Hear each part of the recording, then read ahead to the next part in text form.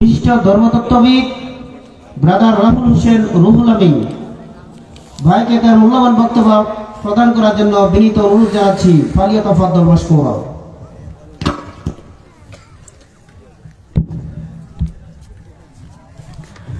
আসসালামু আলাইকুম ওয়া রাহমাতুল্লাহি ওয়া বারাকাতুহু। ইন্নাল হামদালিল্লাহি নাহমাদুহু ওয়া নাস্তাঈনুহু ওয়া নাস্তাগফির ওয়া নাউযু বিল্লাহি মিন শুরুরি আনফুসিনা ওয়া মিন সাইয়্যাতি আমালিনা। মান ইয়াহদিহিল্লাহু ফালা মুদিল্লা লাহু ওয়া মান ইউদ্লিল ফালা হাদিয়া লাহু। واشهد ان لا اله الا الله وحده لا شريك له واشهد ان محمدا عبده ورسوله اما بعد فان خير الحديث كتاب الله وخير الهدي هدي محمد صلى الله عليه وسلم وشر الامور محدثاتها وكل محدثة بدعة وكل بدعة ضلالة وكل ضلالة في النار. أعوذ بالله السميع العليم من الشيطان الرجيم من همزه ونفخه ونفسه. يا أيها الناس اتقوا ربكم الذي خلقكم من نفس واحدة وخلق منها زوجها وبث منهما رجالا كثيرا ونساء واتقوا الله الذي تساءلون به والأرحام إن الله كان عليكم رقيبا. يا أيها الذين آمنوا اتقوا الله وقولوا قولا سديدا يصلح لكم أعمالكم يغفر لكم ذنوبكم ومن يطع الله ورسوله فقد فاز فوزا عظيما. قال رب اشرح لي صدري ويسر لي امري واحلل عقدة من لساني يفقهوا قولي ربي زدني علما وزدني فهما. সমস্ত প্রশংসা সেই মহান সত্তা আল্লাহ সুবহানাহু ওয়া তাআলার জন্য, যিনি আমাদের সৃষ্টি করেছেন। শুধুই সৃষ্টি করেননি, এই পৃথিবীতে সহস্র কোটি মাখলুকাত সৃষ্টি করার পরেও যিনি আমাদের এই মানব জাতিকে সর্বশ্রেষ্ঠ জাতি, সর্বশ্রেষ্ঠ মাখলুকাত এবং সর্বশ্রেষ্ঠ নবী মুহাম্মদে আরবি সাল্লাল্লাহু আলাইহি ওয়াসাল্লামের উম্মত হিসেবে প্রেরণ করেছেন, সেই মহান সত্তা আল্লাহ সুবহানাহু ওয়া তাআলার সংক্ষিপ্ত শুকরিয়া সুজুদ আদায় করি তার নিজেরই শেখানো ভাষা দিয়ে। সকলে এক বাক্যে পড়ি আলহামদুলিল্লাহ। গজারিয়া ইসলামপাড়া সালাফি জামি মসজিদের উন্নতি কল্পে এবং উদ্যোগে আজ দ্বিতীয় বার্ষিকী ইসলামী আলোচনা সভা, তারিখ 28 ডিসেম্বর 2024। আজকের এই আলোচনা সভাটিকে সফল করার জন্য যারা সার্বিক দিক থেকে সাহায্য এবং সহযোগিতা করেছেন, তাদের প্রত্যেকের স্বতন্ত্রভাবে নাম নিয়ে শুকরিয়া আদায় করা সম্ভব নয়। তারপরেও আজকের এই সভার সভাপতি, সহসভাপতি, অতিথি এবং বিশেষ অতিথি সহ দূর দূরান্ত থেকে যেসব জেনারেটর বন্ধ হচ্ছে নাকি?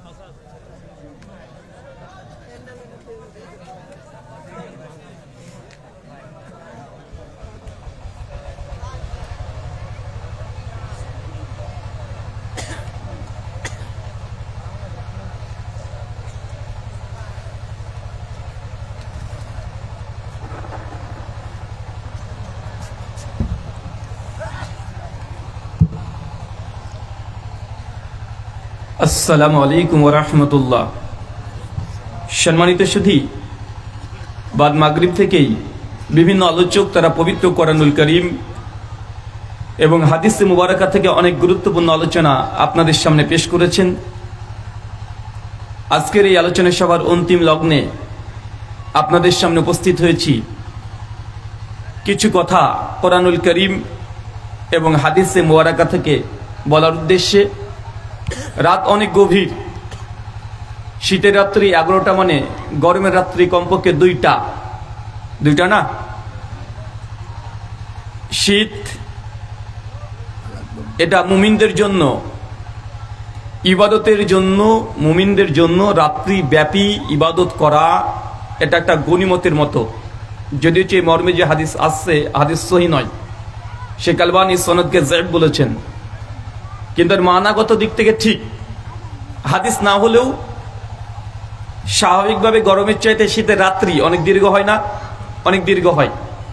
মানুষ যদি চাই যে ইশা সালাতের পরেও 1 ঘন্টা অতিরিক্ত সময় ব্যয় করে রাত্রে 9টার দিকে ঘুমিয়ে যাবে, ঘুমানোর পরে পূর্ণ ঘুম, এরপরেও তাহাজ্জুদ অথবা ফজরের সালাতে উঠতে কষ্ট হয়?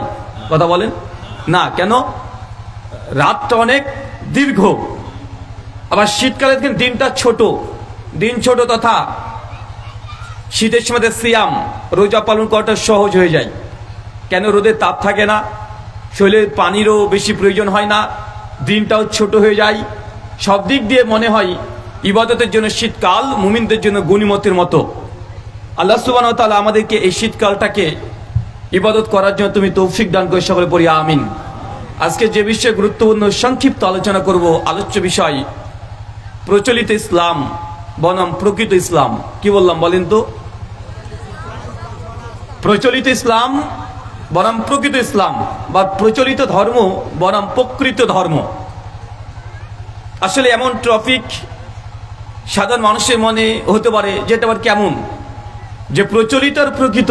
তার মানে বুঝতে হবে যে প্রচলিত শব্দ যখন বলছি, যে প্রচলিত সমাজে এমন কিছু ধর্মের নামে এমন কিছু চলছে, ইবাদত বা আমল বা আকীদা বিশ্বাস, যেটা আসলে প্রকৃত ধর্ম নয়। এটা মানুষ রচিত, মানুষের ইচ্ছা কল্পনাবশত, মানুষের ভালো লাগার জন্য মানুষ কিছু ধর্মকে তৈরি করেছে, কিন্তু আসলে এটা প্রকৃত ধর্ম নয়।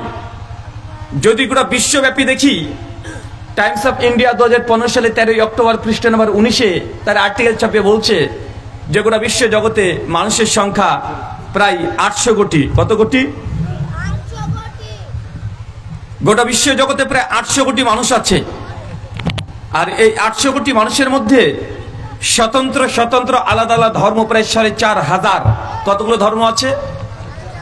একটা দুইটা ধর্ম নয়, 4500 আলাদা আলাদা ধর্ম।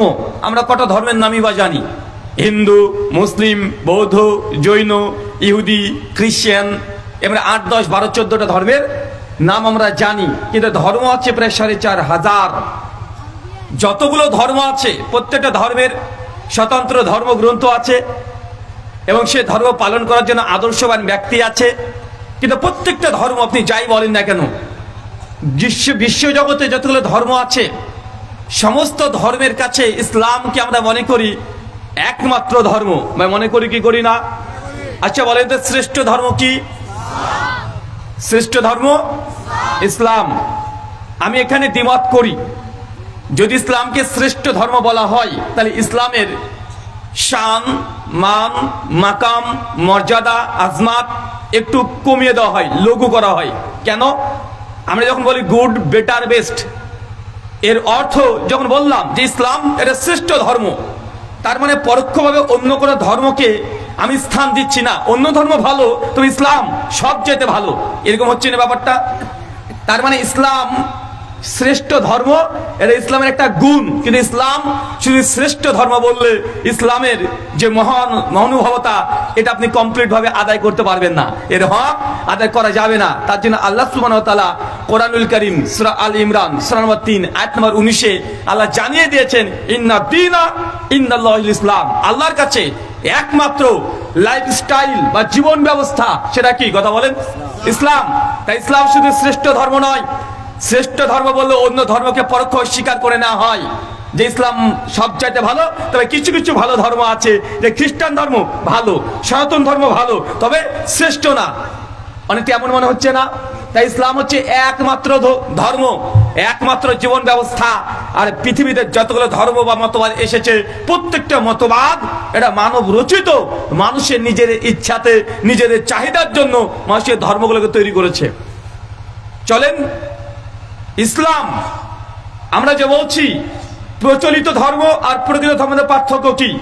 প্রথম পার্থক্য হচ্ছে এটাই যে কোনো ধর্মের অবিকৃত থাকা, ধর্মটা যেভাবে এসেছে সেইভাবে থাকাটাই এটা একটা ধর্মের শ্রেষ্ঠত্ব, বা সেই ধর্ম প্রকৃত ধর্মের স্থান অধিকার করতে পারে, অন্যথায় পারবে না। দেখবেন আপনারা সাধারণ মানুষ, তবে তথ্যটা দিয়ে রাখি, গোটা বিশ্ব জগতে যে ধর্মের অনুসারী সবচেয়ে বেশি, সে ধর্মের নাম কি? খ্রিস্টান, 220 কোটি। 2 নম্বর মুসলিম, 170 থেকে 180 কোটি।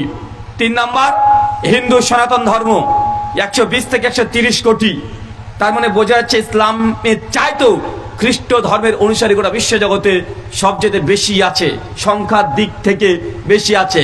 অথচ Bible RSB revise standard version 1850 সালে, যেটা 50টা চার্চ আর প্রায় 500 পাদ্রী মিলে একটা বাইবেল যখন তারা বিশুদ্ধভাবে তাহকিক করে যখন মার্কেটে ছাড়ে, তখন আরএসবি বাইবেলের পৃষ্ঠা নম্বর 7 প্রিফিক্স মানে মুকদ্দমাতে দ্বিতীয় কলমে লিখছে, at the king James version has been so serious defect, মানে আজ থেকে এর আগে যতগুলো বাইবেল ছিল, প্রত্যেকটা বাইবেল তথা কিং জেমস ভার্সন, এই বাইবেলগুলোতে অজস্র অসংখ্য ভুল ত্রুটি বিচ্যুতি সবে পূর্ণ ছিল। কথা মানে বুঝতে পারলেন না? মানে 1850 খ্রিস্টাব্দে খ্রিস্টান বিশেষজ্ঞরা তারা একমত হয়েছে, 500 জন পাদ্রী মিলে সম্মেলন করেছে, 50টা চার্চ, বড় বড় গোটা বিশ্বের ব্রিটেন, আমেরিকা, ইউরোপ সব জায়গায় চার্চ মিলে তারা একটা বিশুদ্ধ তারা বাইবেল রচনা করেছে, যেটাকে নাম দিয়েছে আরএসবি তথা রিভাইজ স্ট্যান্ডার্ড ভার্সন। এবং তারা ভূমিকাতে লিখছে যে এর আগে যতগুলো বাইবেল ছিল, মানে দীর্ঘ 1850 বছর ধরে, প্রায় 1500 বছর ধরে খ্রিস্টানদের কাছে যে বাইবেল ছিল, বাইবেল গবেষকরা একমত তার মধ্যে অনেক ভুল ত্রুটি বিচ্যুতি অনেকগুলো ছিল। তার মানে বোঝা যাচ্ছে যে 1500 বছর ধরে খ্রিস্টানরা ভুল একটা বাইবেলকে মেনে এসেছে। মনে হচ্ছে না? সনাতন হিন্দু ধর্ম, স্বামী বিবেকানন্দ সনাতনী হিন্দু দাদাদের কাছে অনেক বড় একটা নাম। তার একটা বই আছে 10 খণ্ডে, বাণী এবং রচনাবলী, 8ম খণ্ড, 118-19 নম্বর পৃষ্ঠায় তিনি লিখছেন যে আমাদের কাছে যে বেদ আছে, বেদ বোঝেন তো? আবার বেদ কয়টা? বেদ 4টে, ঋক, সাম, যজু, অথর্ববেদ। এই 4টে বেদ, টোটাল মন্ত্রের সংখ্যা 20,536টা। স্বামী বিবেকানন্দ বলছেন যে বেদ আমাদের কাছে যে অবস্থায় এখন আছে, এই বেদের কমপক্ষে 80% হারিয়ে গেছে, ওটা খুঁজে পাওয়া যায় না। ও কালের বিবর্তনে বেদগুলো সবগুলো নষ্ট হয়ে গেছে, কিছু ভুলে গেছে, কিছু তার সংরক্ষণ করতে পারে নাই।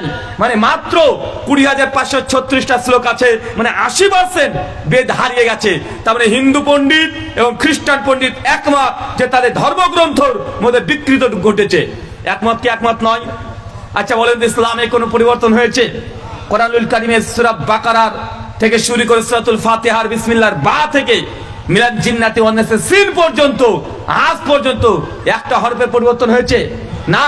তার মানে আপনাকে বুঝতে হবে, যদি ধর্ম যদি পালন করতে চান, ধর্ম যদি মানতে চান, তাহলে আপনাকে সেই ধর্মের আগে অথেন্টিসিটি, ধর্মগ্রন্থ আসলে সঠিক আছে না বিকৃত হয়েছে, এটা প্রথম আগে প্রশ্ন তুলতে হবে। কথা বুঝতে পারলেন না? এখন যে ধর্মগ্রন্থ যদি বিকৃত হয়ে যায়, ধর্মগ্রন্থ যদি মানুষের কথা ঢুকে যায়, ধর্মগ্রন্থ ঈশ্বর বা আল্লাহ যেটা অবতীর্ণ করেছে সেটা যদি পরিবর্তন হয়ে যায়, তাই সেই ধর্মটা কি সঠিক হতে পারে? কথা বলেন না। ঠিক এই জিনিসটা হয়েছিল ইহুদিদের ক্ষেত্রে।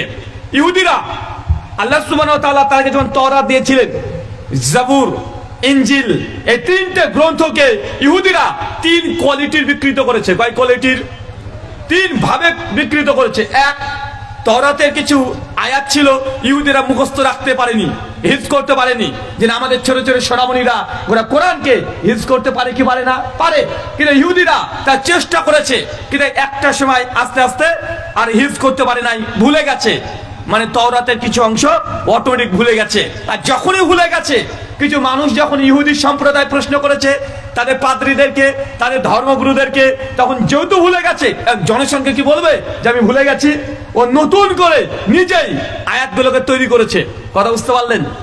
আর তিন রকমের তৃতীয় যে পদ্ধতি, যে সরাসরি তারা তওরাতের মধ্যে বিকৃতি সাধন করেছে, যেটা তাদের বিরুদ্ধে গিয়েছে, ওই আয়াতকে কেটে বাদ দিয়ে দিয়েছে, যে নতুন আয়াত ওখানে পরিবর্তন করে দিয়েছে।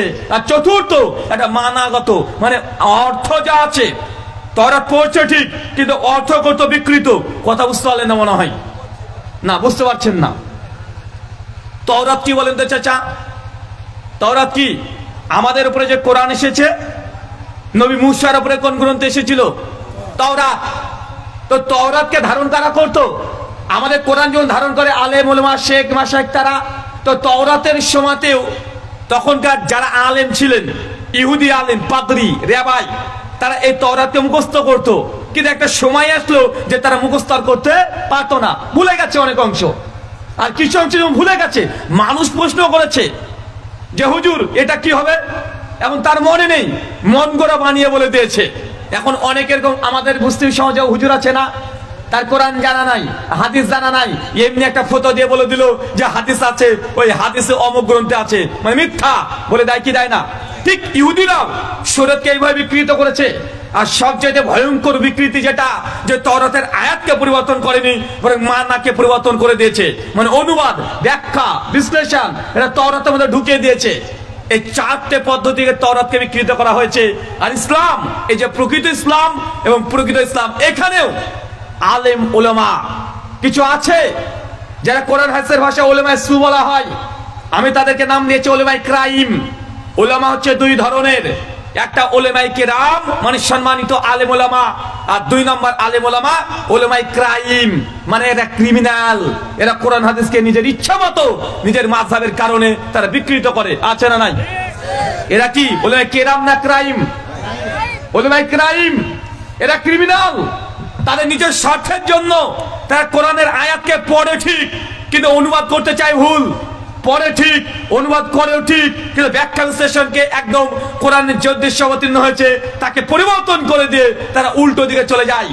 ও ব্যাখ্যা পড়ে প্রতিদিন, ইয়াকা না'বুদু ওয়া ইয়াকা নাস্তাঈন, আল্লাহ আমি তোমারই ইবাদত করি, তোমার কাছেই চাই, আর কারো কাছে চাই না।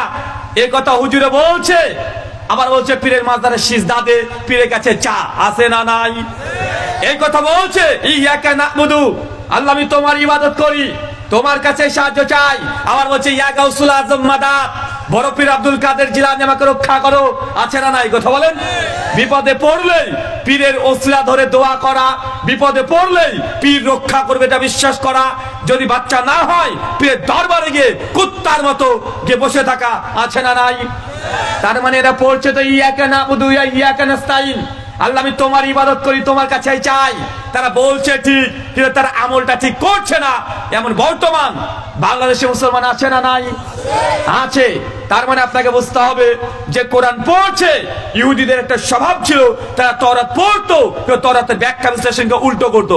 চলেন কয়েকটা মিসাল দিই। দেখবেন কিছু কিছু আলেম আছে, নাম নেব না। নাম নেওয়া যাবে? নাম নিচ্ছি না, যদিও নাম নেওয়া জায়েজ নয়, সরি নাজায়েজ, হারাম নয়, বরং যারা শরীয়তকে বিকৃত করে তাদের নাম নেওয়াটাই সালফে সালিহিনদের মানহাজ। এই জন্য ইমাম বুখারী তারিখুল কাবির, আসমাউর রিজাল, জারাত, তাদিল, এই গ্রন্থগুলো পুরোটাই শুধু মানুষের সমালোচনাতে, একদম গোটা বইগুলো সমালোচনার। কথা বুঝতে পারলেন না? জারা ওয়া তাদিল মানে কারো উপরের প্রতি জারা করা, আর তাদিল প্রশংসা করা। মানে একটা হাদিস যদি বর্ণনা করতে হয়, আমরা বলে দিলাম কলা আন আবি হুরায়রা রাদিয়াল্লাহু তাআলা আনহু قال قال رسول الله صلى الله عليه وسلم। এই যে আবু হুরায়রা বলেছেন, রাসূল থেকে শুনেছি, এই যে রিওয়ায়াত করছে, কিন্তু আবু হুরায়রা থেকে ইমাম বুখারী পর্যন্ত বা আবু হুরায়রা থেকে আবু দাউদ পর্যন্ত কমপক্ষে 5 থেকে 6টা সনদ নিয়ে গেছে। ইসনাদু মিনাদ দ্বীন, দ্বীন কি? ইসনাদ, সনদ। আর এই সনদের যে রাবী, তাদের যদি পাওয়া না যায়, কোন একটা রাবি হাদিস বর্ণনা করছে, তার নাম যদি এই রিজাল শাস্ত্রে না পাওয়া যায়, আসমা রিজালে যদি না পাওয়া যায়, তাকে মুহাদ্দিসদের পরিভাষায় মাজহুল। এই হাদিস যতই ভালো টেক্সট হোক না কেন, যে নবীর নাম দিয়ে হোক না কেন, এই হাদিস গ্রহণযোগ্যই না, বর্ণনা করাই যাবে না। কথা বুঝতে পারলেন? কেন? কারণ যে ব্যক্তি বর্ণনা করছে মুহাদ্দিসগণ তাদের কিছুই নিয়ে আসেন নাই। কথা বুঝতে পারলেন? তার জন্য তাকে বলে মাজহুল।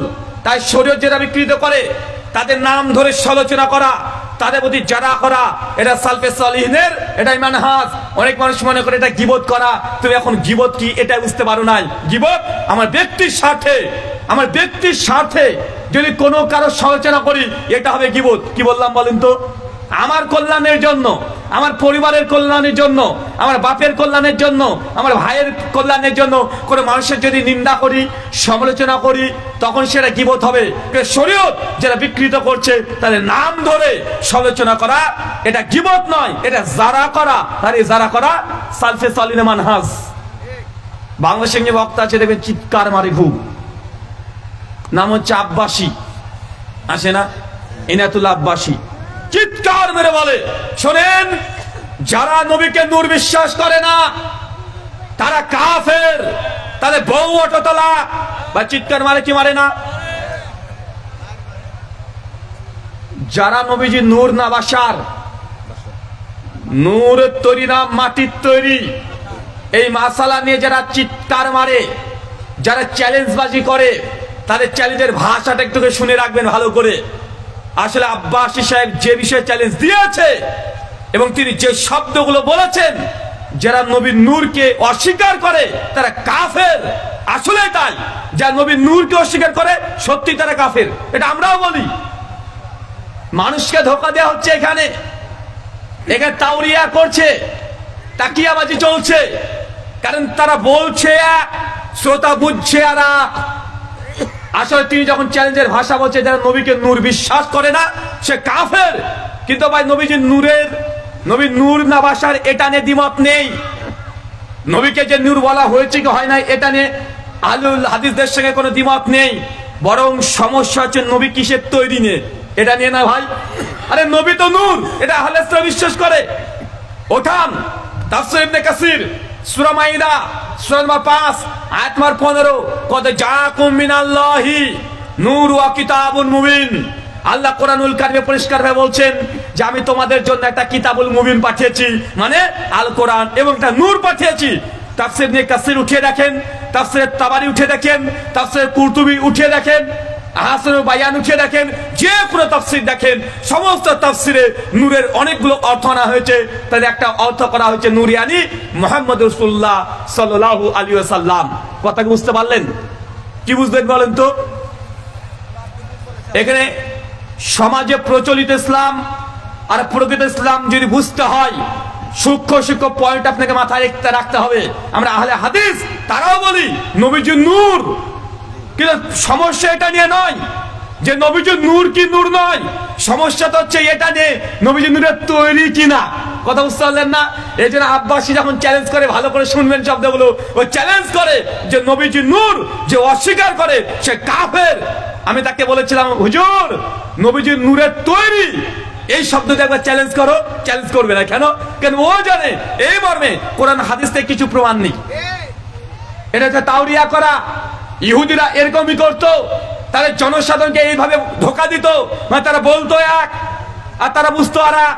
যখন সাধারণ আমজনতাকে বলছে যারা নবীর নূর তৈরি, নবীকে নূর বিশ্বাস করে না সে কাফের, সাধারণ জনসাধারণ কিন্তু বুঝে নূর মানে নূরের তৈরি। বুঝে কি বুঝে না? বোঝে কি বোঝে না?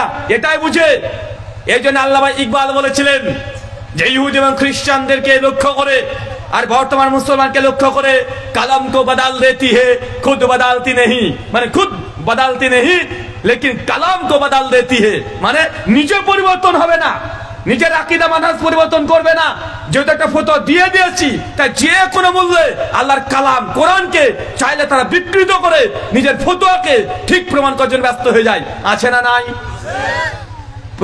প্রচলিত ইসলাম এবং প্রকৃত ইসলাম সূক্ষ্ম পয়েন্ট আছে। চাচা মনে হয় আপনি এখনো বুঝতে পারেন নাই। আচ্ছা আমি কি বললাম বলেন তো? আহলে হাদিসরা নবীকে নূর মানে কি মানে না? নবীকে নূর মানে কিন্তু তাদের সঙ্গে আমাদের সম্পর্ক নূর কি নূর এটা নিয়ে নয়, বরং নূরের তৈরি কিনা। এখন তাদেরকে বলেন যে নবীজি নূরের তৈরি, এই তৈরি শব্দটা কোরআনের কোন আয়াতে আছে? একদম কিয়ামত চলে আসবে, তারপরেও এই তৈরি শব্দটা কোরআন তো দূরের কথা, কোন জয়ীফ হাদিস থেকেও প্রমাণ দেওয়া সম্ভব নয়। একটা হাদিস ঘুরে ফিরে দেয়, আওয়ালু মা খালাকাল্লাহ নূরি, জাবের বিন আব্দুল্লাহ থেকে রিওয়ায়াতটা পেশ করে, কিন্তু এই হাদিসের কোনো সনদ পাওয়াই যায় না। কিছুদিন আগে দেখছি মুসান্নাফ আব্দুর রাজ্জাকের মাকতুতান থেকে দেওয়ার চেষ্টা করছে, ওটাও জাল। ওই বিষয়ে আপনাকে বোঝানোর চেষ্টা করছি না, আপনি যে ভাষা বোঝেন সে ভাষা আপনাকে বোঝাচ্ছি। চাচা বলেন তো, কোন জিনিসকে নূর বললেই সেই জিনিস কি নূরের তৈরি হয়ে যায়?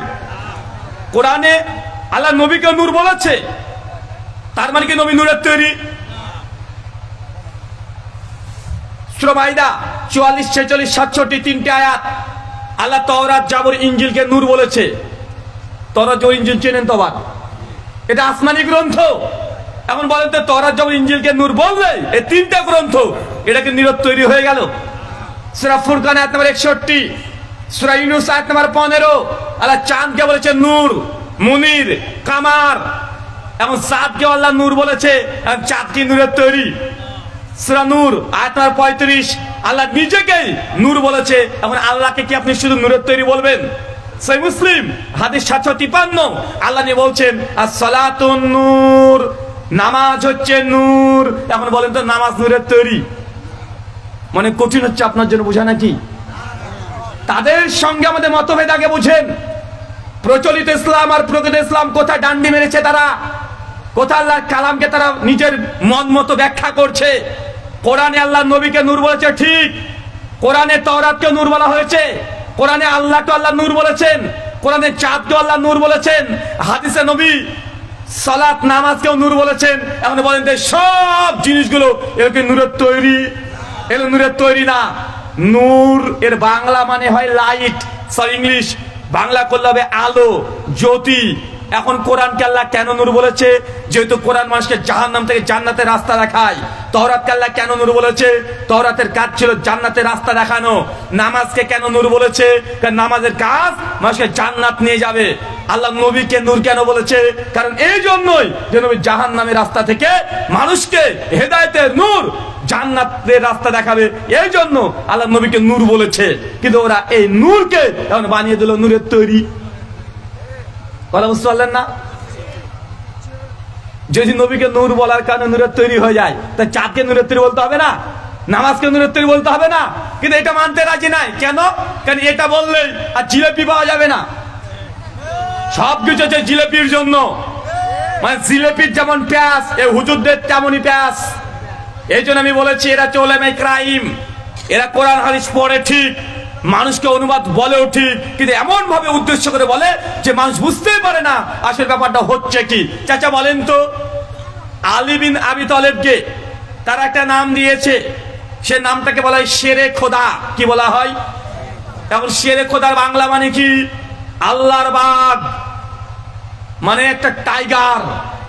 এখন আল্লাহর বাঘ, এখন তার মানে কেউ যদি বুঝে নেয় জামালপুরের মানুষ, কোন জিলেপি খোর, যে আল্লাহর বাঘ মানে আলী বিন আবি তালেব আল্লাহর বাঘ, তার মানে আলী বিন আবি তালেবের লেজ ছিল, লেজ নাড়াতো।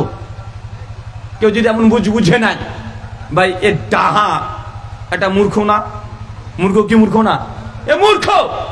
আলী বিন আবি তালেবকে শেরে খোদা বলা হয় এই জন্য, তার বরত্বর জন্য, তার মর্যাদা, তার মাকাম, তার বীরত্ব, এই জন্য শেরে খোদা বলা হয়।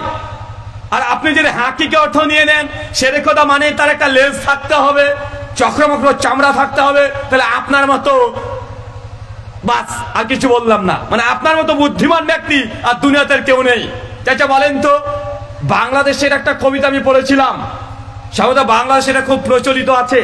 সে কবিতাকে বলা হয় আমার সোনার বাংলা, আমি তোমায় ভালোবাসি, চিরদিন তোমার আকাশ, তোমার বাতাস, আমার প্রাণে বাজায় বাসি।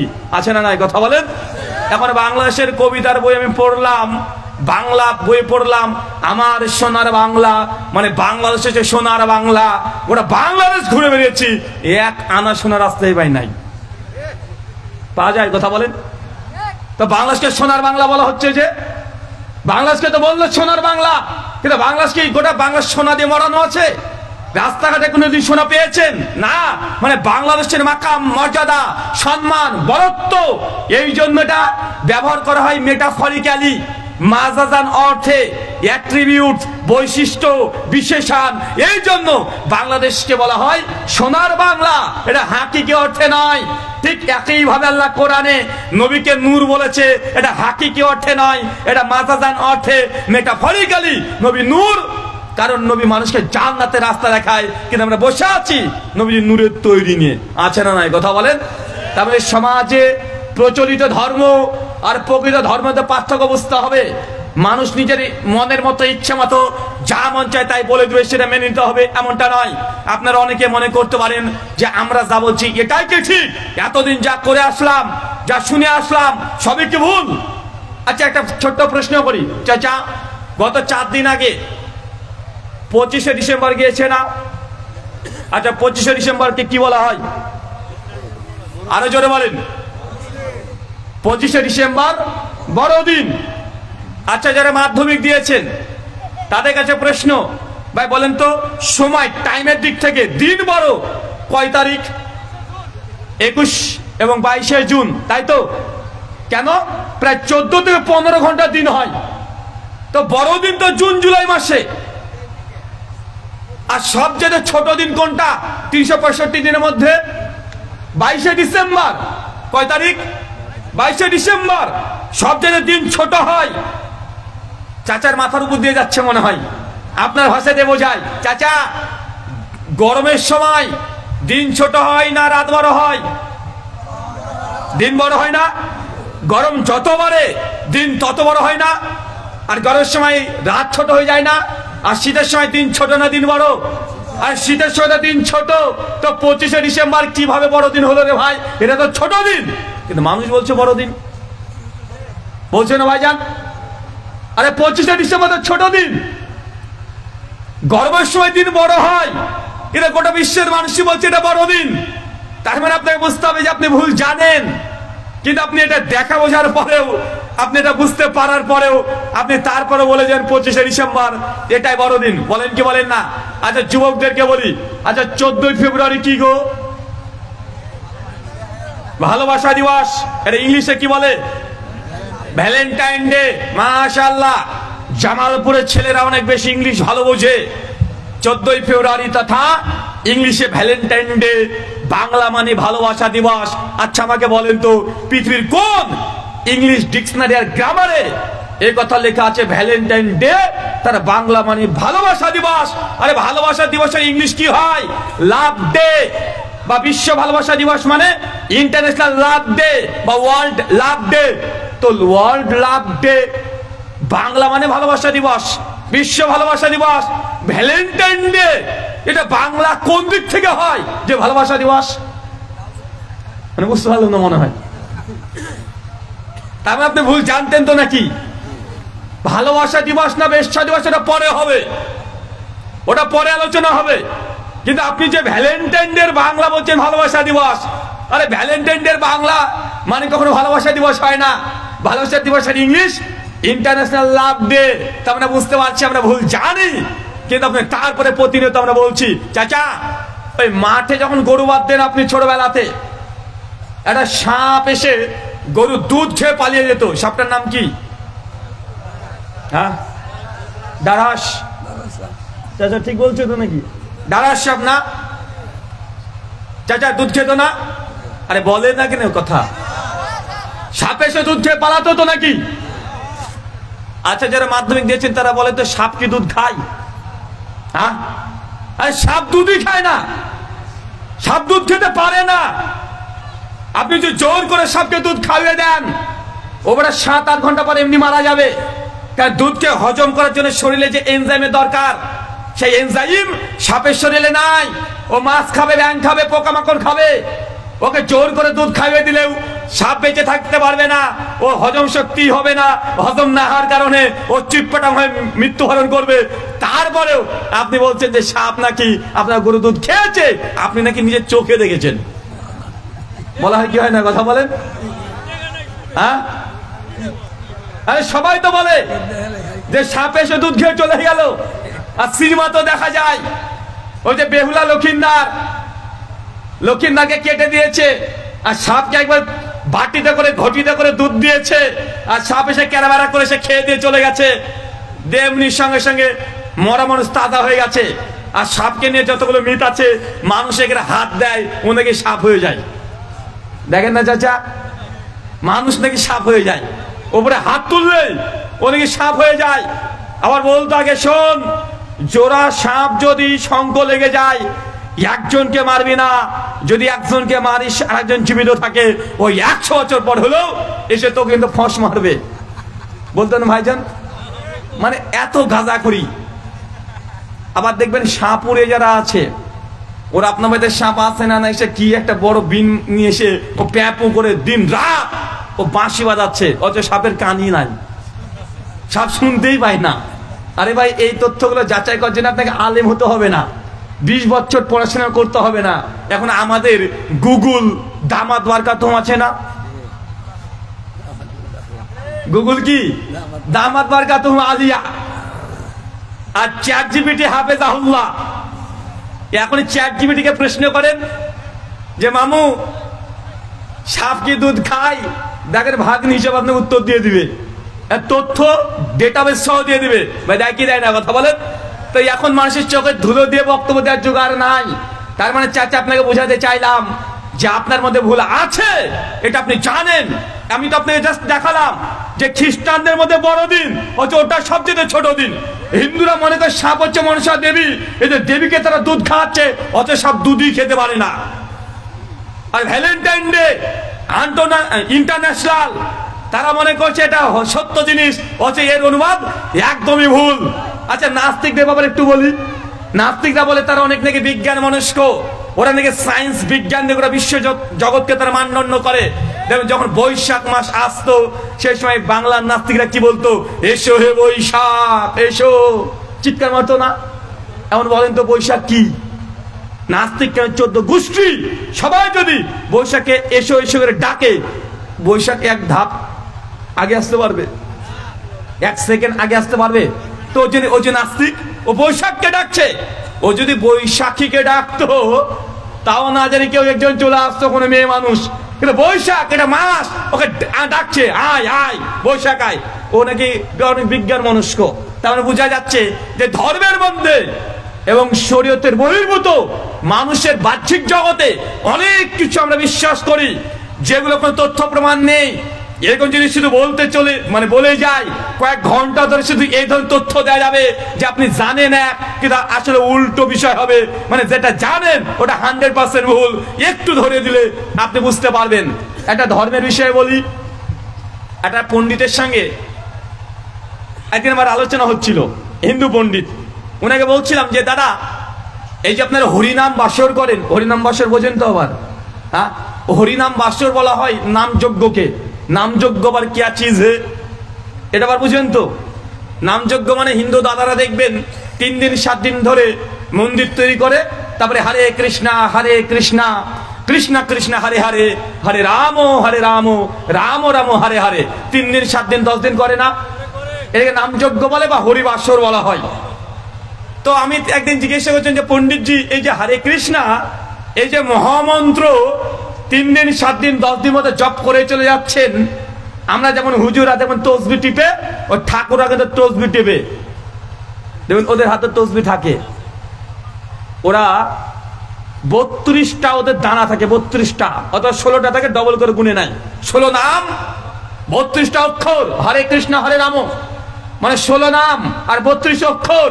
তা দেখবেন হাতের মধ্যে কিছু একটা ঢুকিয়ে নেয়, ঢুকিয়ে নেব সবসময় মানে টিপতে থাকে, মানে তারাও তসবিহ করছে। তো ওনাকে বলেছিলাম যে হরে কৃষ্ণ মহামন্ত্র এটা কোথায় আছে? উনি আমাকে জবাব প্রথমে দিয়েছেন যে আমাদের শাস্ত্রে আছে, অথচ বেদের মধ্যে 20,536টা মন্ত্র আছে। হরে কৃষ্ণ এই মন্ত্রটা বেদে একবারও নাই, কিন্তু পড়ছে নাই। এটা আজকে নয়, প্রায় 10 বছর থেকে বলছি যে 4 বেদ ঋক্সাম যজুর এবং অথর্ব 20,536টা মন্ত্র সংখ্যা, এর মধ্যে একটা মন্ত্র হরে কৃষ্ণ কৃষ্ণ কৃষ্ণ হরে হরে, হরে রাম রাম রাম হরে হরে, এই মন্ত্রই নাই, কিন্তু পড়ছে। বলেছিলাম ভাগবত গীতার মধ্যে, গীতা যে ভগবান, এই শব্দ তো দূরের কথা, দুর্গা যে ভগবান, এই দুর্গা ভগবান তো দূরের কথা, দুর্গা শব্দটাই ভাগবত গীতাতে একবার আসেনি, কিন্তু মানুষ বিশ্বাস করছে। এখন কি করা যায় ভাই বলেন তো? শুধু বেদ নয়, রামায়ণ, বাল্মীকি রামায়ণ হোক, কীর্তিবাসী রামায়ণ হোক, বা রামচরিত মানস রামায়ণ হোক, প্রায় 300 খানা রামায়ণ পাওয়া যায়। সমস্ত রামায়ণকে ঘাটলেও হরে কৃষ্ণ মন্ত্র পাওয়া যায় না। 18 খানা মূল উপনিষদ আছে, তাতেও পাওয়া যায় না। মানে বোঝা যাচ্ছে এটা হিন্দু সনাতন পণ্ডিতরা এরা পরবর্তী সময় তার রাধাতন্ত্র বিভিন্ন শাস্ত্রে এই মন্ত্রটাকে ঢুকিয়েছে, তারা তৈরি করেছে। যে আমাদের হুজুরদের মধ্যে আছে না ভাইজান? হ্যাঁ, আমরা যখন দেখি যে হরে কৃষ্ণ করছে, মনে হচ্ছে এটা মনে হিন্দু ধর্ম, মনে হয় না? মানে এটাই ধর্ম। ঠিক 12 রবিউল আউয়াল আমাদের মুসলিম সমাজে আছে, একদম গোটা বাংলাদেশকে পোস্টারিং করে, একদম গোটা বাংলাদেশকে লোড করে দেয়, নবীজির আগমন শুভেচ্ছা স্বাগতম, তথা 12 রবিউল আউয়াল নবীর জন্মদিবস পালন হয় কি হয় না? জশ্নে জুলুস হয়। অথচ আল্লাহ নবী 12 তারিখে জন্মগ্রহণ করেছে, এই মর্মে সহি কোনো হাদিসই পাওয়া যায় না, কোন সহি হাদিসই পাওয়া যায় না।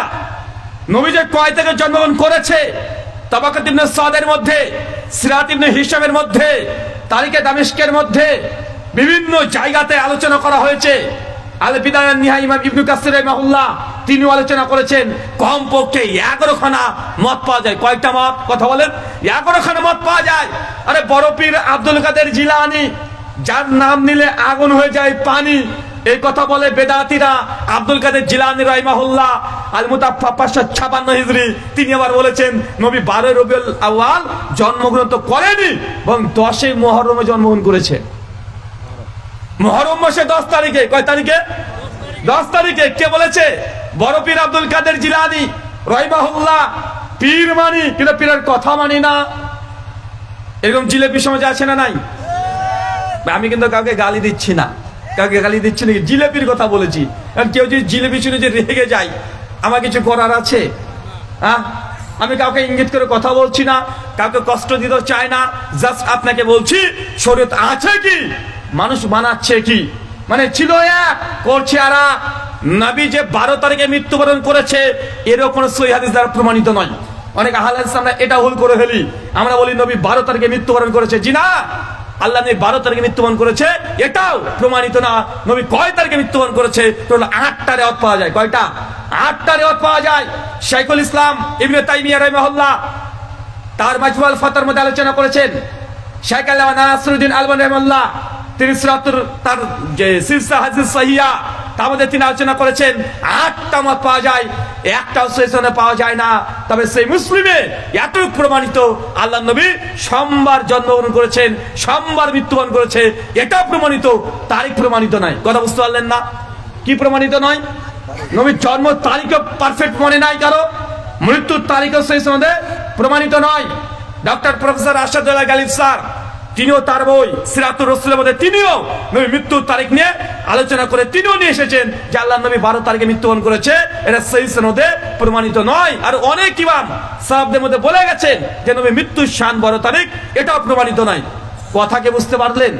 কিন্তু আমাদের এই 12 রবিউল আউয়াল যেভাবে ঘটা করে জশ্নে জুলুস করা হয়, মিলাদ করা হয়, অমুসলিমরা মনে করে এটা ইসলাম।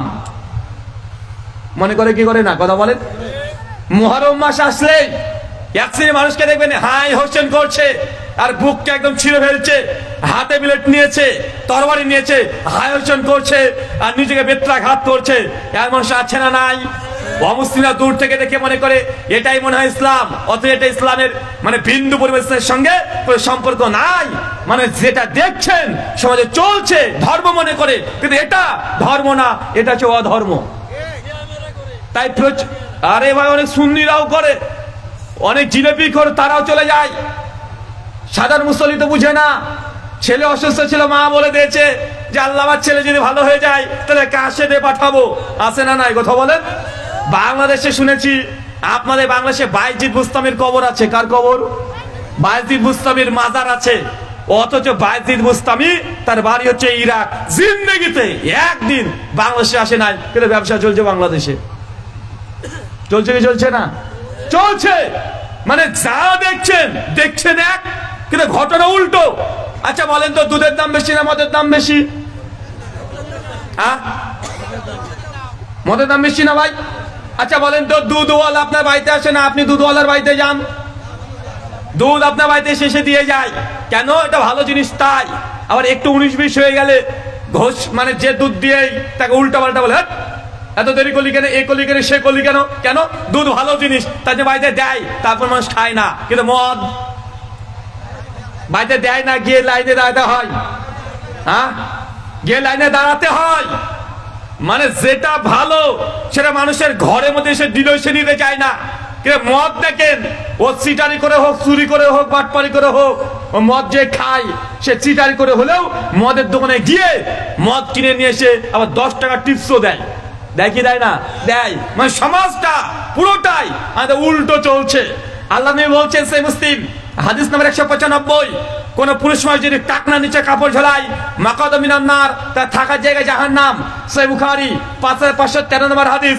মেয়েদের পর্দা হবে, একদম তার গোটা শরীর প্রায় টাকনা পর্যন্ত ঢাকা থাকবে। আল্লামা নাসিরুদ্দিন আলবানী রাহিমাহুল্লাহ তার সিফাতুস সালাতুন নবীর মধ্যে আলোচনা করতে গিয়ে তিনি বলছেন, নারীদের পোশাক সালাতের সময় তাদের পায়ের গোড়ালি এটা বেরিয়ে গেলেও নামাজ মাকরুহ হবে, ফাসেদ হয়ে যেতে পারে। বিন বাজ, উসাইমিন, আলবানী সবাই একমত যে নারী নামাজের মধ্যে পায়ের টাকনাও দেখা যাবে না। কথা বুঝতে পারলেন না ভাইজান? পুরুষের পোশাক কি? টাকনার উপরে। মেয়েদের পোশাক কি? টাকনার নিচে। সমাজে চলে কোনটা? উল্টা চলে না? ছেলেরা প্যারালাল একদম জিন্স পরেছে, রাস্তায় যাচ্ছে, ঝাড়ু দিতে দিতে চলে যাচ্ছে। এই সুন্নাত কার ছিল? এই সুন্নাত কার? এটা হচ্ছে ছিল মেয়েদের সুন্নাত, যে মানে পায়ের টাকনার নিচে তাদের কাপড় থাকবে। আর মেয়েদেরকে এখন দেখবেন টাকনার উপরে কাপড় পরে না চেঁচা?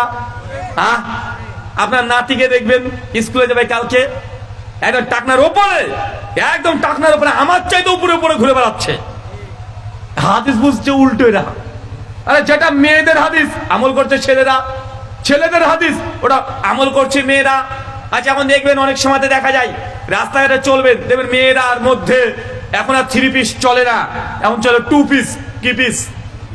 2 পিস মানে এখন ওড়না নাই, ওটা ডিলিট হয়ে গেছে, ওটা ডিলিট করে দিয়েছে না। এখন এই ডিলিট যেহেতু হয়ে গেছে, এটা নিয়েছে কে? ছেলেরা। বিয়ের দিন তার স্ত্রীর ওড়না নাই, ছেলে পাঞ্জাবি পরে ওড়না দিয়ে ঘুরে বেড়াচ্ছে। ওড়না নাই না ভাই? আছে না নাই? আরে আছে। আপনি সব জায়গায় ধর্ম থেকে শুরু করে বাহ্যিক জীবনে মানুষের মধ্যে প্রচলিত আর প্রকৃত দুটোই চলছে। আল্লাহ সুবহানাহু ওয়া তাআলা তুমি আমাদেরকে বোঝার তৌফিক দান করো, সকলে বলি আমিন। সম্মানিত সুধী, এই প্রচলিত আর প্রকৃত এই দুটোকে যদি আপনি চিনতে চান, একটাই রাস্তা, সেটা ধর্মগ্রন্থে ফিরে আসতে হবে। কোথায়? কোথায় ফিরে আসতে হবে? যদি মুসলমান হন কোরআনে হাদিসে, যদি হিন্দু হন গীতা অথবা বেদে। কোথায়? শ্রীকৃষ্ণের একটা কথা আমার খুব ভালো লাগে, আর মাঝে মধ্যে কথাটা আমি বলি। শ্রীকৃষ্ণ তিনি যে হিন্দুদের ভগবান তারা বিশ্বাস করে, শ্রীমদ্ ভাগবত গীতা অধ্যায় নম্বর 16 শ্লোক নম্বর 23 এবং 24 অর্জুন এসে শ্রীকৃষ্ণকে বলছে যে প্রভু কোনটা ধর্ম কোনটা অধর্ম আমি কিভাবে বুঝবো, আমাকে আপনি বুঝিয়ে বলেন। শ্রীকৃষ্ণ তখন বলছেন সংস্কৃত শ্লোক বলছে, দেখেন, ইয়া শাস্ত্রবিধি মুসৃজ্যবতদ কাম করতাঃ না সুখম না সিদ্ধাম না বনোতি না পরম গতিম। হে অর্জুন, যারা শাস্ত্রবিধিকে উল্লঙ্ঘন করে, যারা শাস্ত্রবিধিকে ছেড়ে দিয়ে পরিত্যাগ করে দিয়ে, ইয়া শাস্ত্রবিধি মুসৃজ্যবতদ কাম করতাঃ, ধর্মগ্রন্থকে ছেড়ে দিয়ে কাম করতাঃ, নিজের মন যা চায়, নিজের নাফস যা চায় সেই অনুযায়ী ধর্ম করে, সেই অনুযায়ী উপাসনা করে, আরাধনা করে, গুণ কীর্তন করে, জপ তপ করে, না সুখম না সিদ্ধাম না বনতি না পরম গতিম, আমি সেই ব্যক্তিকে দুনিয়াতে কখনো সুখ দিই না, মৃত্যুর পর কোনো মোক্ষ লাভ দিই না, কখনো জান্নাত দিই না, মানে বৈকুণ্ঠ ধামে সে ব্যক্তি প্রবেশ করতে পারবে না। বলতো ভাই কথাটা ঠিক না ভুল? হ্যাঁ, এটা ঠিক আছে না? শ্রীকৃষ্ণ পরিষ্কারভাবে বলছেন, ধর্মগ্রন্থকে ছেড়ে দিয়ে কেউ যে নিজের ইচ্ছে মতো ধর্ম পালন করে, মন যা চায় তাই করবে, সে ব্যক্তি কখনোই স্বর্গে যেতে পারবে না, সে ব্যক্তি কখনোই তাদের যে বৈকুণ্ঠ ধাম সে প্রবেশ করতে পারবে না। যদি ধর্ম মানেন, ধর্মগ্রন্থ কি বলছে এটাই দেখতে হবে। ঠিক একই সিমিলার কথা কোরআনেও আছে, হাদিসেও আছে। আল্লাহ নবী আলাইহিস সালাম তিনি বলছেন, মান আমিলা আমালান লাইসা আলাইহি আমরুনা ফাহুয়া রাদ্দুন, কোন ব্যক্তি এমন কোন আমল করলো যে আমল নবীর আদেশ নেই, মানে শাস্ত্রে নেই, সে আমলটা যতই ভালো হোক না কেন, মন মতো আমল করেছেন, ফাহুয়া রাদ, সে আমলটা বাতিল। সে মুসলিম হাদিস নাম্বার 1718, সুনান আবু দাউদ হাদিস নাম্বার 4606, মিশকাত হাদিস নাম্বার 140, বিভিন্ন জায়গাতে এগুলো প্রমাণিত আছে। তাহলে আপনাদেরকে আমার এই উদাত্ত আহ্বান, ধর্ম যদি পালন করতে হয় কিতাবে আছে কিনা দেখতে হবে আগে। কি বললাম? এখন যদি বলেন দেখেন হুজুর যা বুঝলাম বুঝলাম, তো এখন কিতাবে তো সব হুজুররাই বলে, সব হুজুরদের দাবি তো এটা যে কিতাব থেকে তারা বলছে, বলে কি বলে না? বলছে এরা বলছে কোরআন, আমরা বলছি কোরআনে আছে নবী নূরের তৈরি, এরা বলছে যে কোরআনই বলছে নবীজি মাটির তৈরি, এরাই বলছে কোরআনের মধ্যে মিলাদ করার কথা আছে, এরা বলছে কোরআনের মধ্যে মিলাদ করার কথা নাই, এরাই বলছে হাদিসে 20 রাকাত তারাবির কথা আছে, এরা বলছে 20 রাকাত তারাবির হাদিস নাই। ভাই এরকম ঝামেলা হচ্ছে কি হচ্ছে না সমাজে? এখন আপনারা সাধারণ মানুষ আপনারা কি করবেন? আপনাদের কাছে সামান্য একটা ছোট্ট পরামর্শ, চাচা ধরেন আপনার একটা পুকুর আছে, কি আছে বলেন তো? পুকুর, ওই পুকুরে মাছ ছেড়েছেন, কি মাছ, 6 মাস ধরে মাছকে পরিচর্যা করেছেন, 6 মাস পর মাছ তোলার জন্য জাল ফেলে দিয়েছেন, সকাল থেকে সন্ধ্যা পর্যন্ত আপনি আপনার ছেলে মিলে এই পুকুরের মধ্যে যত মাছ ছিল সব মাছ তুলে ফেলেছেন। মাগরিবের আজান দিচ্ছে, মাছ সব তোলা হয়ে গেছে, 10-12 ড্রাম আছে, তুলে তুলে ড্রামগুলো লোডও করে ফেলেছেন, আর একটাও মাছ নেই। আজান হয়েছে, খুশি মনে আপনি পুকুর থেকে উঠতে যাচ্ছেন, আর যখন উঠতে যাচ্ছেন পুকুরের দেওয়ালে একটা গর্ত আছে, কি যেন একটা নড়ে উঠলো, আপনি ঘুরে তাকে দেখছেন আর একটা মাছ। মাছ কি বললাম বলেন তো চেঁচা? সব তুলে ফেলেছেন, ড্রাম লোড, পুকুর আর কোনো মাছই নেই। উঠার সময়তে পুকুরের ওই দেওয়াল আছে, দেওয়ালে দেখলেন কি একটা উঠলো, মানে নড়ে উঠেছে, আপনি তাকিয়ে দেখলেন মনে হলো একটা মাছ, আপনি ছুটে গিয়ে বলছেন একটা মাছ থেকে গেছে, কারণ গর্তের মধ্যে হাত ঢুকাতে যাচ্ছেন, আর উপর থেকে আপনার 10-12 বছর ছেলে বলছে আব্বু খবরদার গর্তে হাত দিবে না, ওটা মাছ না, ওটা সাপ। চাচা কি করবেন? আরে বলেন রে ভাই, কি করবেন? হ্যাঁ, আপনি মনে করলেন মাছ, কিন্তু বেটা বলছে সাপ, আপনি কি করবেন? আপনি কি মাছ মনে করে ওই শেষ মাছটা ধরতে গিয়ে সাপের কামড়ে শেষ হবেন? না, বলবেন না রে ভাই আমার সব মাছ তো উঠে গেছে, 10 ড্রাম মাছ শেষ উঠে ফেলেছি ভাই, মানে একটা মাছের দরকার নেই, তাই ওটা মাছ হোক সাপ মনে করে ফেলে পালাবেন। কি করবেন? কি করবেন আপনি? আপনি মাছ একটা ফেলে চলে আসেন, দরকার নেই ভাই, এটা যদি সাপ হয়ে যায় তো আমি মারা যাবো, কি দরকার আমার? তারপরে একটা মাছ লস যা, তার মানে আমি মাছ মনে করে সাপের ছবল খেতে পারবো না, আমরা তো উঠে পালিয়ে আসবো, তাই না চাচা? তো যখন একটা হুজুর বলছে এটা বেদাত, একদম বলছে না এটা করা জায়েজ, উদাহরণ দিই, আপনার হুজুর বলছে মিলাদ করা জায়েজ, আর একজন হুজুর বলছে মিলাদ করা জায়েজ নয়, এটা বেদাত, বেদাত করলে জাহান্নামে যাবে।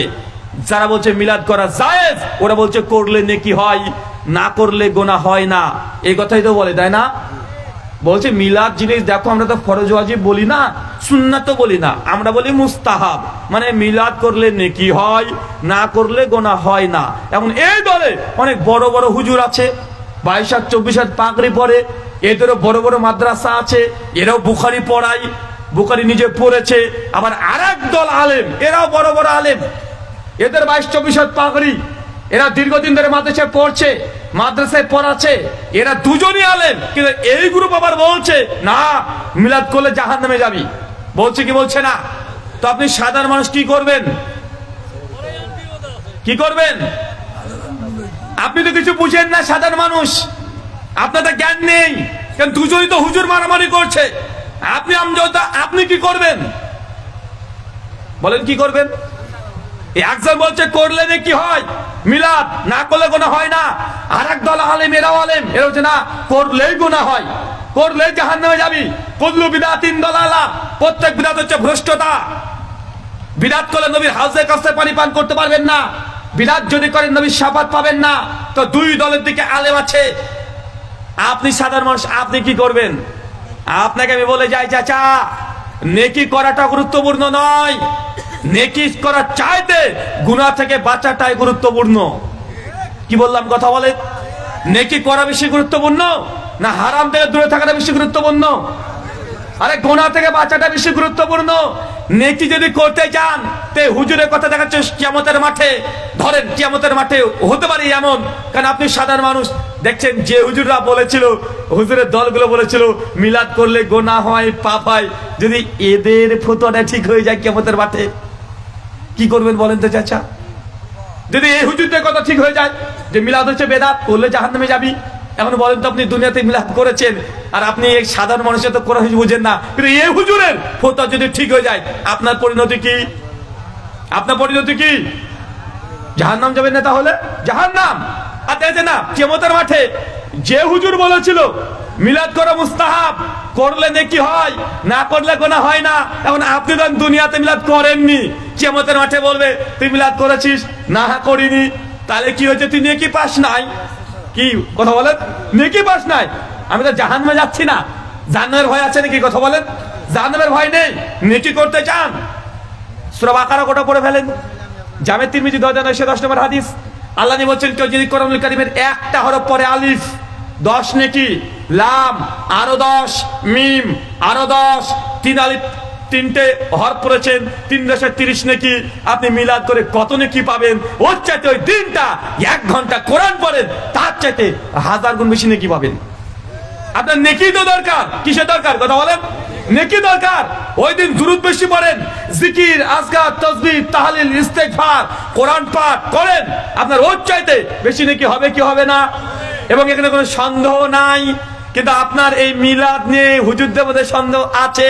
এখন এই হুজুর যারা বলছে মিলাদ করলে জাহান্নামে যাবি, এরাও কোরআন হাদিস দিয়ে দলিল দেয়, আবার বলছে মিলাদ করা নেকির কাজ, এরাও কোরআন হাদিস দিয়ে দলিল দেয়।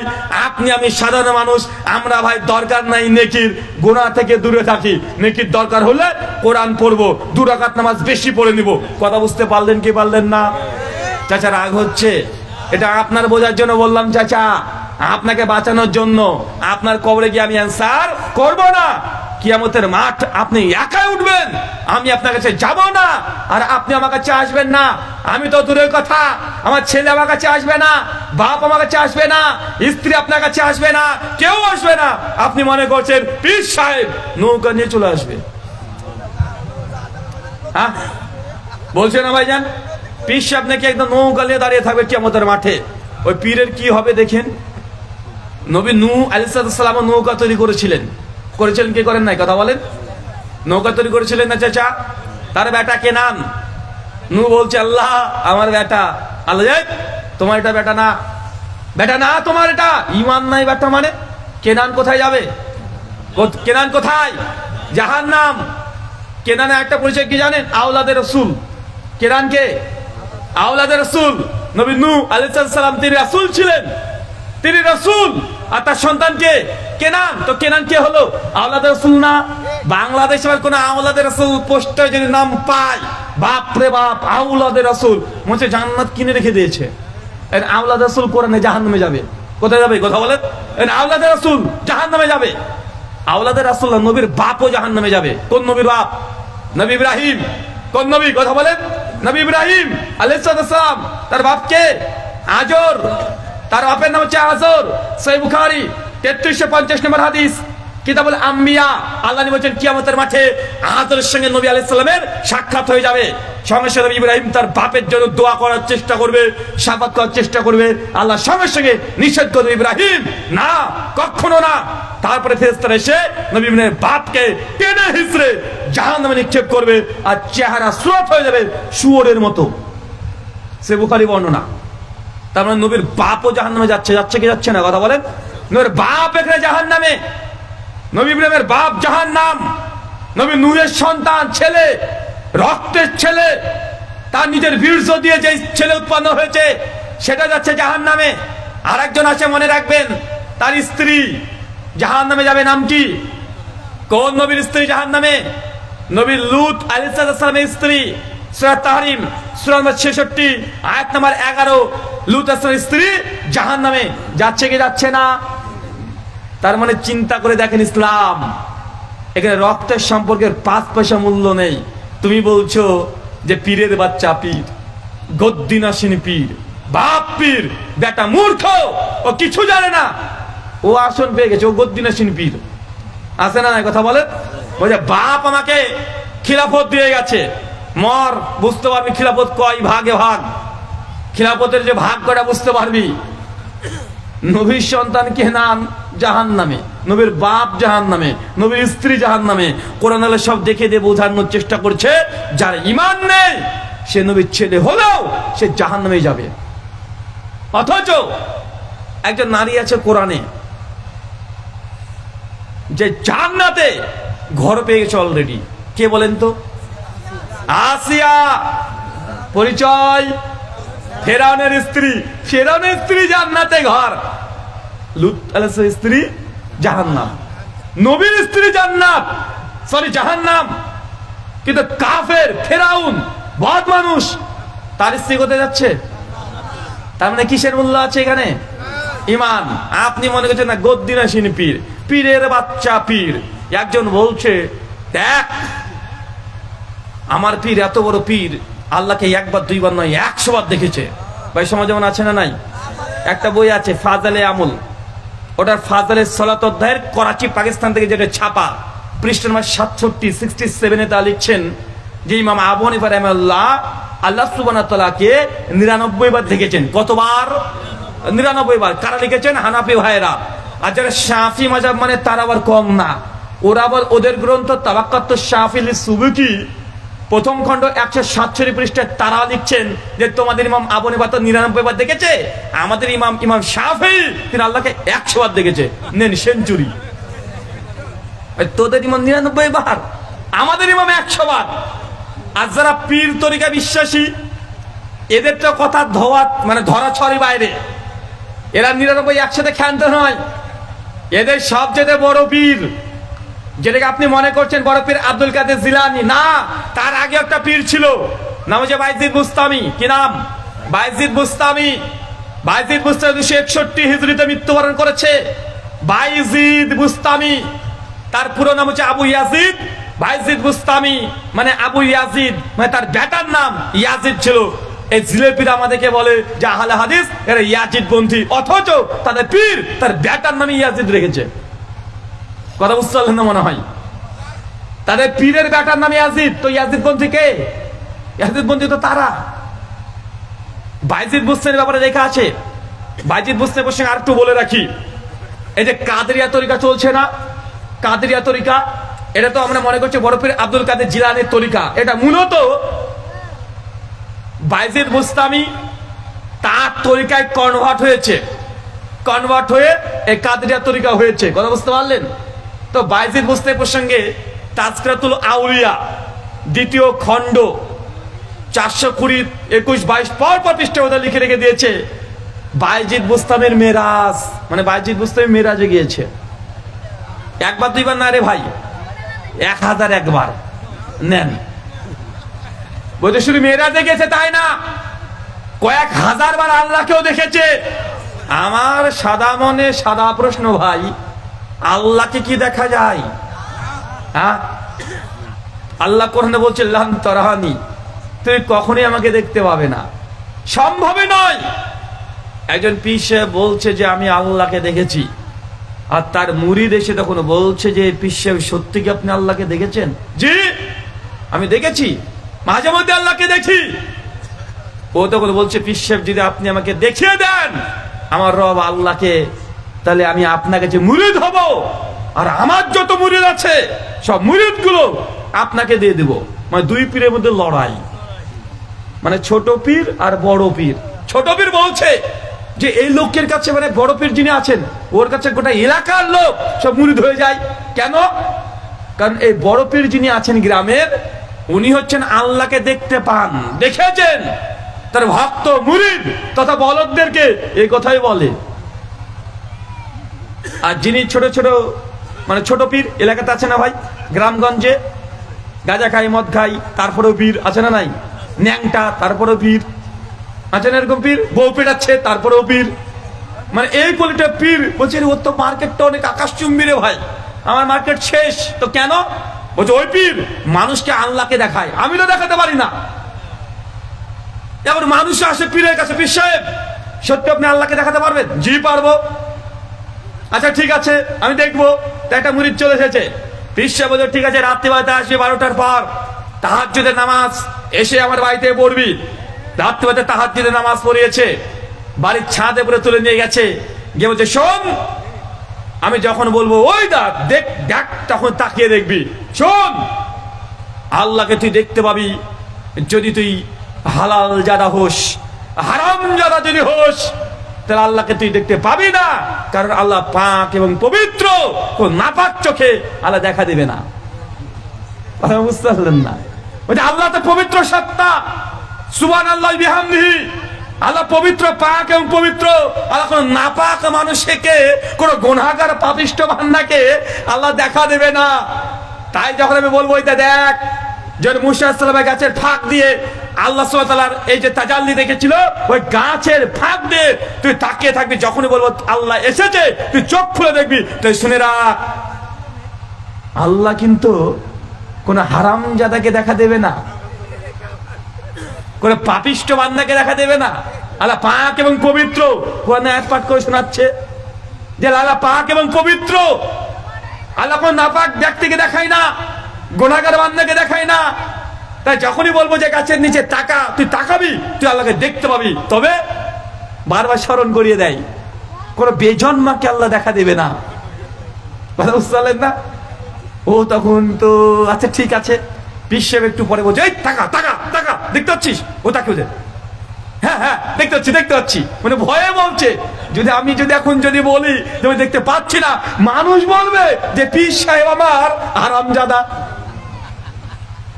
বুঝতে পারলেন না ভাইজান? এতে জিলেপি খোরদের ব্যবসা। কার ব্যবসা? জিলেপিদের ব্যবসা। এদের কথা জোর মারপ্যাচ, ঘটনাগুলো এই ধরনের মারপ্যাচি লেখে।